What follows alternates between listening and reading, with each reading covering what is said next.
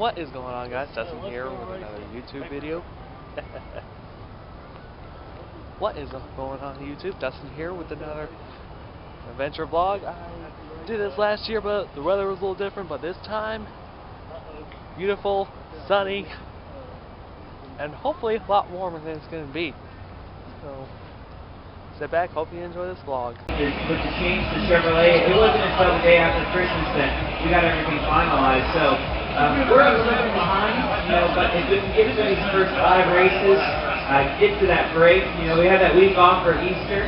That week off will really help us get reset and be geared up for the rest of the year. What makes Atlanta so challenging for you drivers? The drivers always say, we love coming to Atlanta. It's one of the hardest tracks to figure out, but we love coming here. Why is that?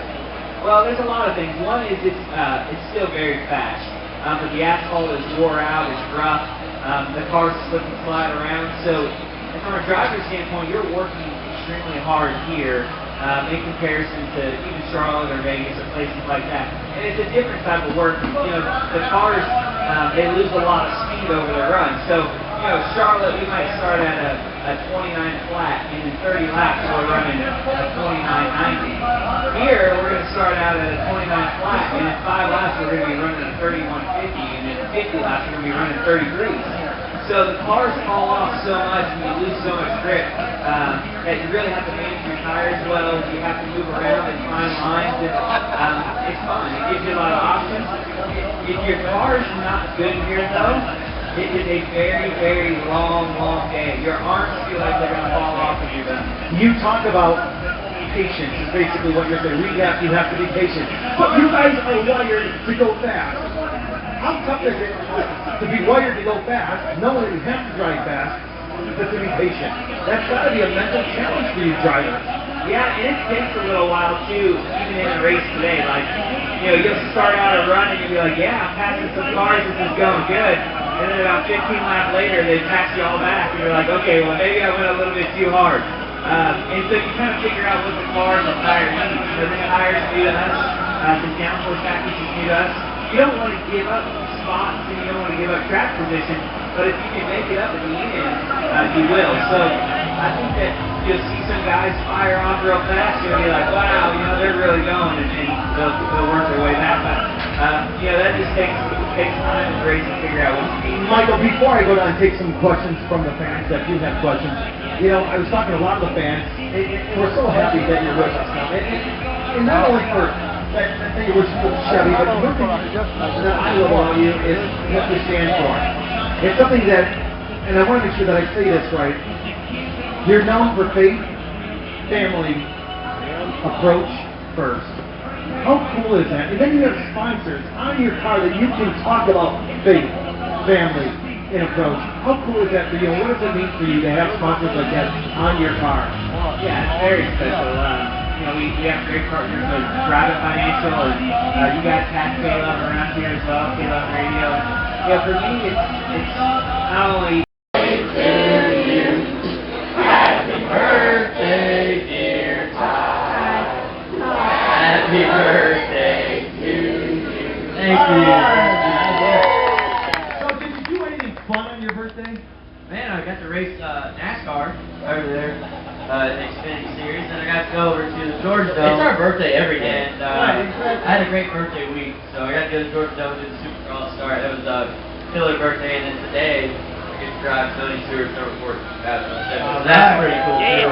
Hope we get a good finish. That'd be a great finish. You mean win? You get a good win. Yeah. We're going to trade those M&Ms in for some Cheerios. Kind of competition. I love it. And we love watching those seasons. I mean, come on.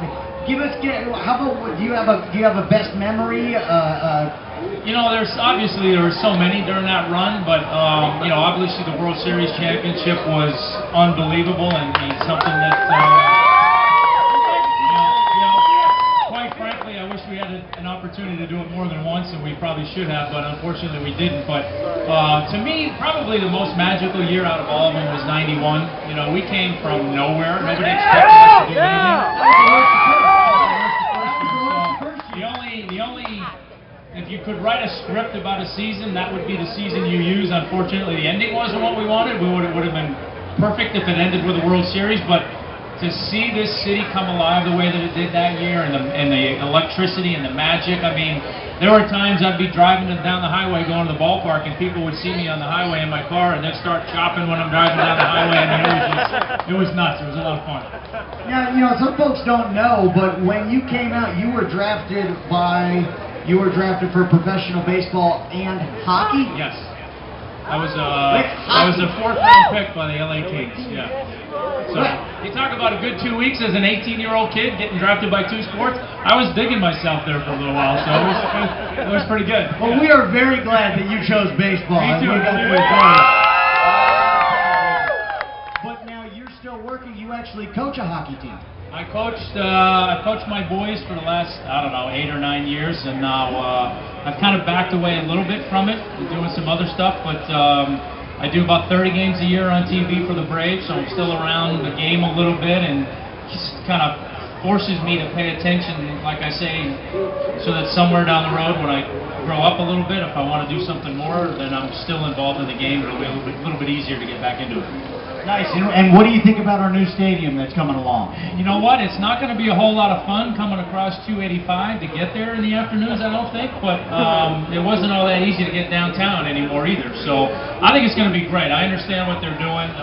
You know, some of my favorite ballparks when I got done playing were places like Colorado, Baltimore, Pittsburgh, the ballparks that have stuff going on around it. There's a much different vibe and a much different electricity, I think, than when you're going to the ballparks like Turner Field, where it's just that destination. You're going down there to go to the game, and that's it. You know, these ballparks that have restaurants and bars and things like that around, where it gets people out there early and kind of gets the excitement building. There always seems to be a different vibe in those stadiums. So I think that's what the Braves are trying to do, and I think they're going to do it right, and I think it's going to be great. Beautiful weather reminds us that you make great things. Thank you for these drivers and your teams who worked hard to get here. I pray that you keep them safe. Thank you for these fans who create a fun environment.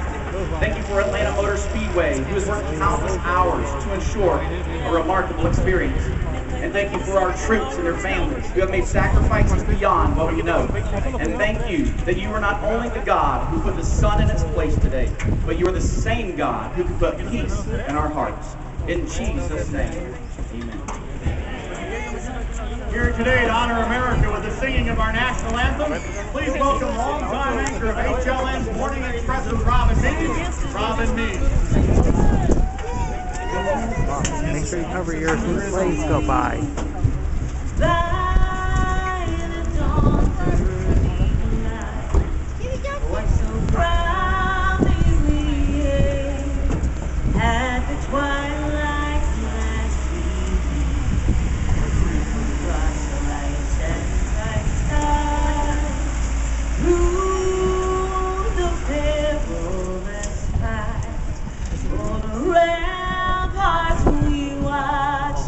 We're so gallantly streaming, and the rockets red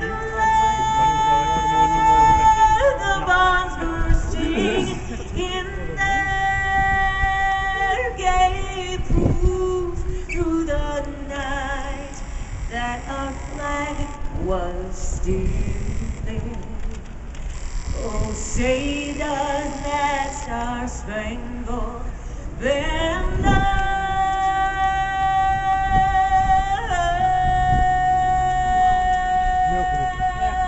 yet wave o'er the land of Here they come.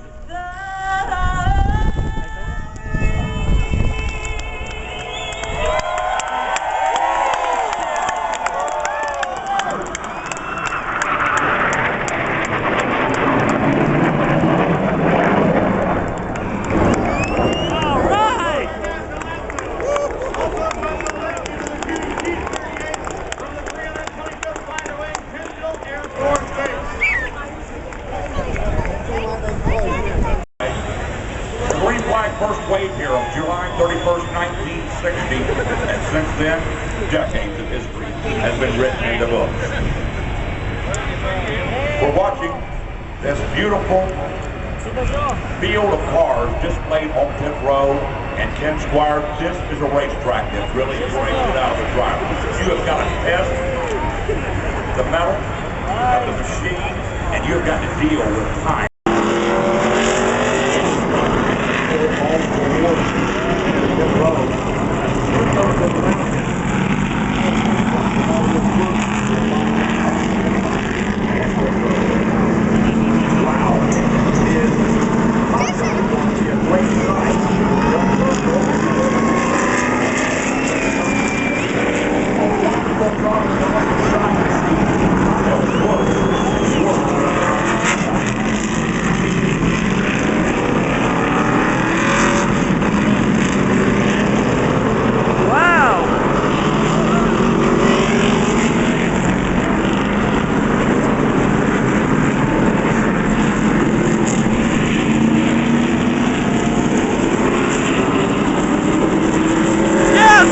Start on the front!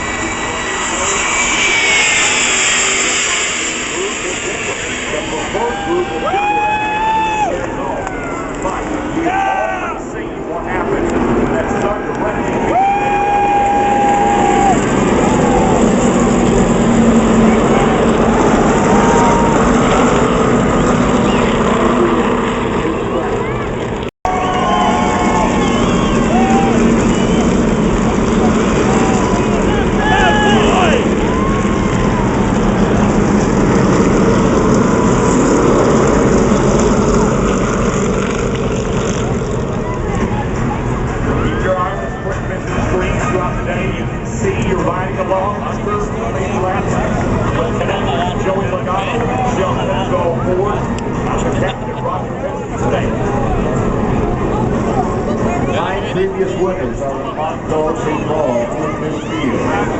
All kinds of rookies making that first run. Race fans, we invite you to recall that the Speedway Children's Charity does wonderful things for kids throughout the country, and here the Atlanta chapter does wonderful things for kids in the Atlanta metro area. The Speedway Children's Charity's Red Bucket Brigade will be coming through the stands after the first yellow portion of the race to collect donations, which help kids in need throughout Georgia. This year, your donations will help benefit children of fallen and injured soldiers through our partner, Modes of Honor. So remember, at that first caution, look. Hold on to your hats! The Speedway Children's Charity. And on lap 13, we invite you all to raise your American flag. Here they come. Pace car is coming down. Pace car is going down.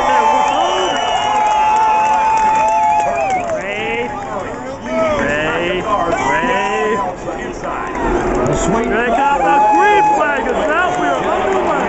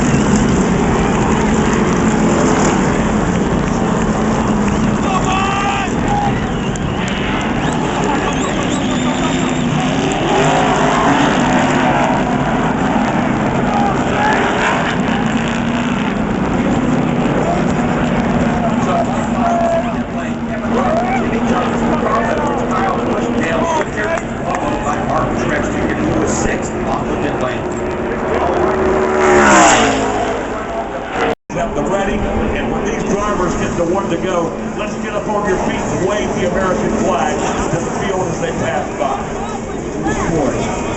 Really have to place the United States like American stock car racing.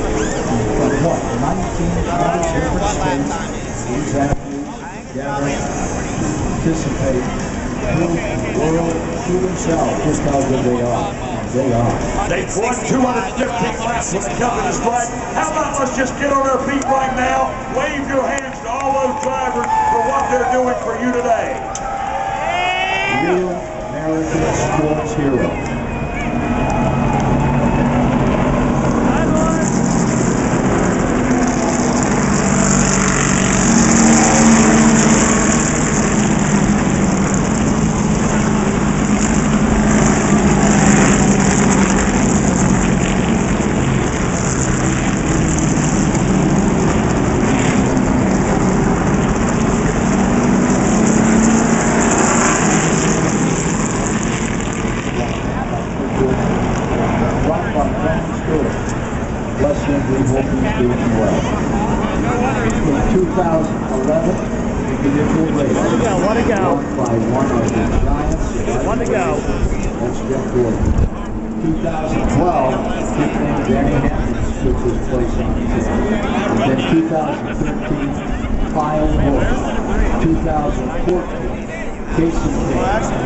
Last year, Jimmy Johnson.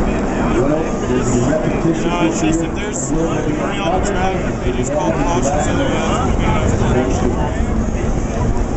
All right. Just over 2 hours, and we've already completed 250 of the schedule, 325 laps here at Atlanta Motor Speedway. You see the lights still flickering on that Dillon pace car as the field being brought back down to front. 318th lap now, the 16th of Greg Biffle, the 13th of Casey Mears, and the 43 of Eric Alvarola, and a handful of cars 2 laps down include Robin Meade, Jamie Murray, Ty Dillon, Adrian Allmendinger, down to Patrick Paul, AC Kenny back in 25th, and Kenton running in 26th, 2 laps down. And that car that was chasing around the 50 buck Henry Reagan, at the end of that run, trying to get themselves going. Let's scare the heck out of Harvick, Johnson. Here they come! Pace car down 10 row. We're ready to go again. Happy Harvick. All right, boss man. 6-time Jimmy Johnson. Those 2 Chevrolets out front with a pair of Toyota. Listen to the thunder! Green flag back in the air!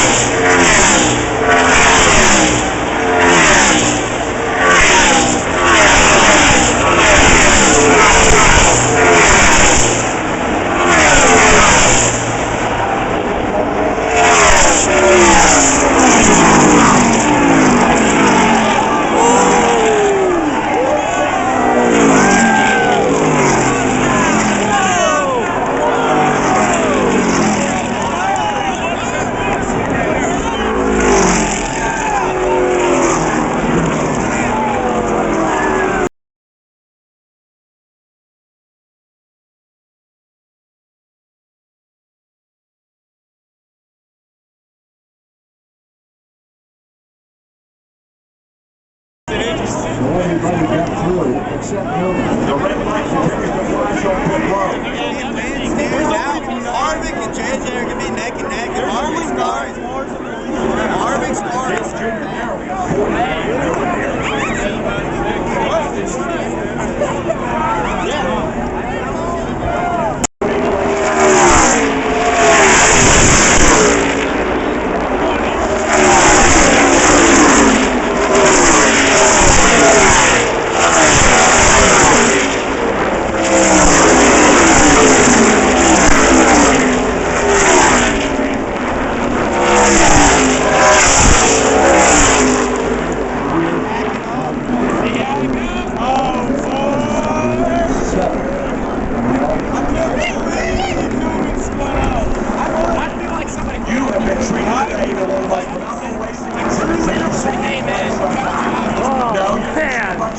Cars rolling over first in flame.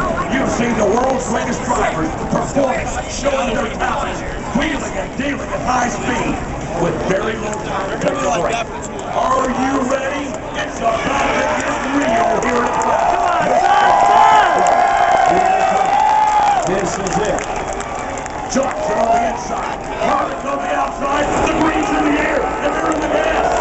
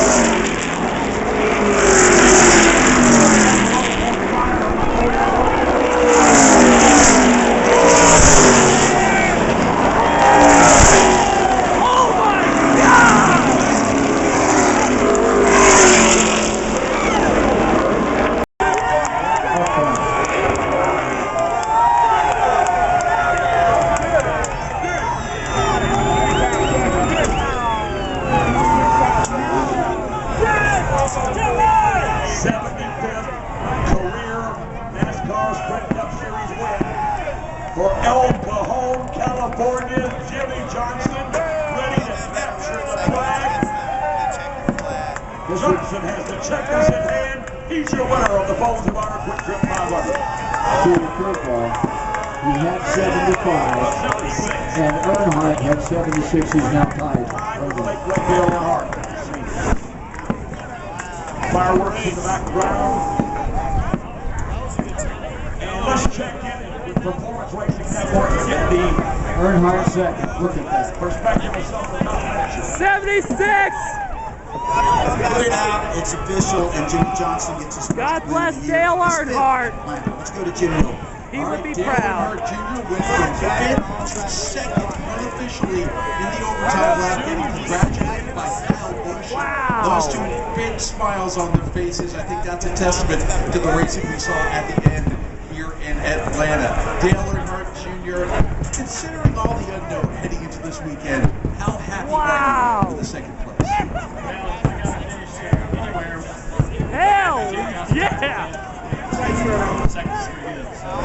Congratulations to 2018, all the guys back at HMS on the win. We ran second. Wow! For Jimmy. And for those guys. We had a pretty good car. A lot of green flag racing. I enjoyed the hell out of this race. I know the fans probably want to see more crossings and stuff.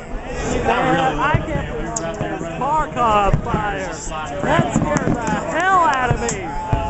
And it was fun. It was a real fun challenge. And, you know, it's a little bit funner for me, I think. Procedure was right now, and just a huge day to be able to tie Dillon Earnhardt with race wins. It's just a huge honor. I never had a chance to race against him. That's a huge void in my racing career. To be able to tie him today is something very special. Talk a little bit more about that, because I mean, this is the landmark by which a lot of folks are judging the success in this sport. Yeah, it's not easy by any stretch of the imagination. You know, I wouldn't be able to do it without a great team.